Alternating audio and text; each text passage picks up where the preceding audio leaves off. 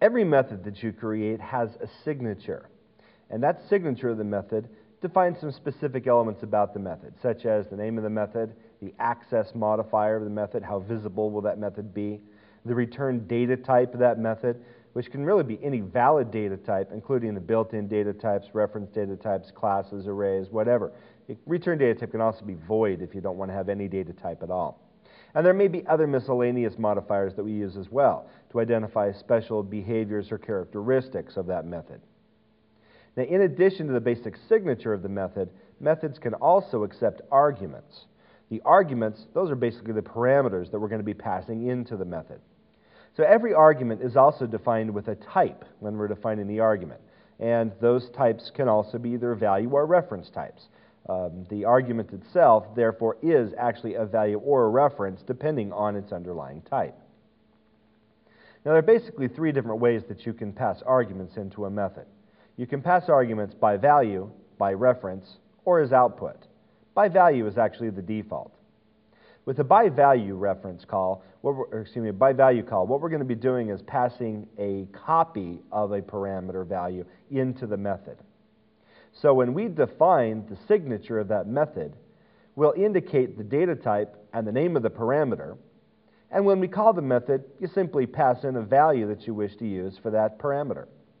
In this example, we have a method, call method, which accepts a single integer parameter called param.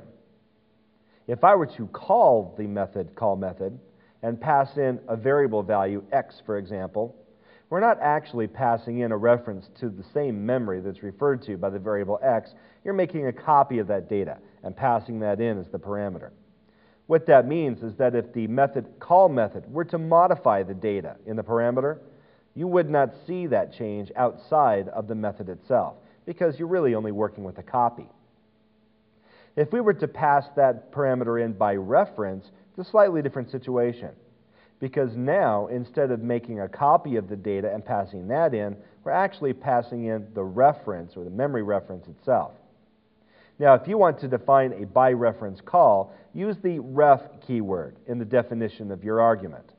So in this example, the call method also accepts a single integer parameter, but this is being marked with the ref keyword, indicating that this parameter will be passed by reference.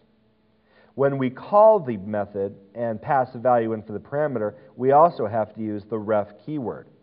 Make sure that if the method defines the parameter being called by reference, that you also include the ref keyword when you make the call. Otherwise, you will get a compiler error. Now, when you pass the parameter by reference, because you are actually passing in the memory reference of the argument itself, it means that if you were to make any alterations to that formal argument param inside the method, then outside the method, the variable x would reflect those changes. You're basically actually working with the same memory area.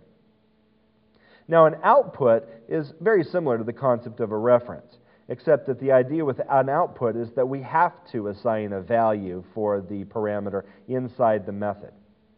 When using an output parameter, we're basically suggesting that we have to specifically set a value for that parameter, and that's required by the structure of the method. So this is one way that you could force, for example, multiple return values out of a method if you wanted one.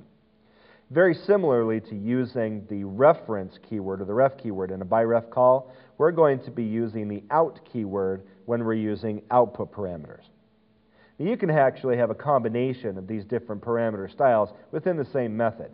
A single method could accept some parameters by value, others by reference, and still others as output parameters. Another element that we'll have to consider when creating our methods is our access modifiers. How visible will those members actually be? Now remember, the classes can either be marked public or internal, but the members inside the class can have different access modifiers as well. They can be marked public, meaning that we have no restrictions whatsoever on the access to those members. They can also be marked private. A private method is a method or other member that is only accessible in that current class. You wouldn't be able to actually access that element outside the class in which it's defined. Now, a protected member has its access limited to that containing class or other derived classes.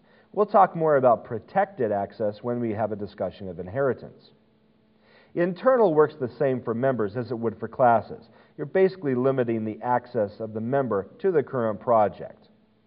Protected internal is a special access modifier that limits the scope to the current project or any derived classes. Again, we'll take a closer look at that protected keyword when we talk about inheritance, because that's the element that it's specifically referencing.